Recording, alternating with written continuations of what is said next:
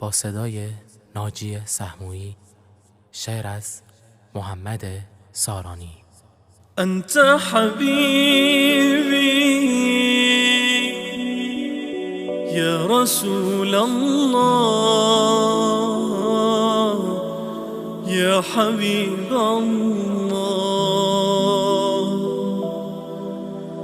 جانم فدایت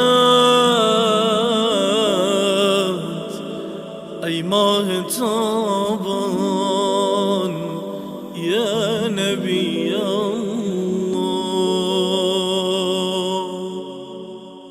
أنت حبيبي يا رسول الله يا حبيب الله، جانم فدایت ای ماه تابان یا نبی الله. یا رب صلی وسلم على محمد، صدها درود و صدها تحیات برای احمد. حب محمد در قلب و جانم، ورد زبانم، نور تمامش در ظلمت شب، آرام جانم. حب محمد در قلب و جانم، ورد زبانم، نور تمامش در ظلمت شب، آرام جانم. تابیده بر ما هم بر ستاره از حسن رویت، این قلب خسته ای نازنینم در جستجویت.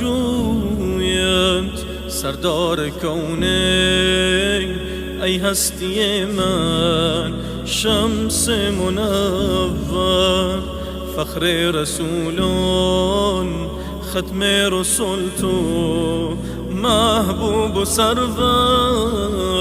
هفت آسمان شد ای مصطفایم، فرش قدومت فخر ملک شد ای نور چشمان، آنجا حضورت. هفت آسمان شد ای مصطفایم، فرش قدومت فخر ملک شد ای نور چشمان، آنجا حضورت. هر دم تمنا دارد وجودم، راه مدینه قربان خاک پای حبیبم، شاه مدینه.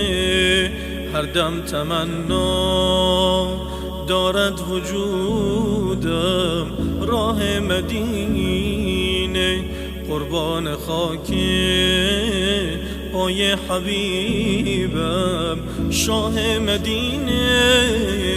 یا رب بنوشان از حوض کوثر، این تشنه لب را شافی بگردان روز قیامت، امی لقب را.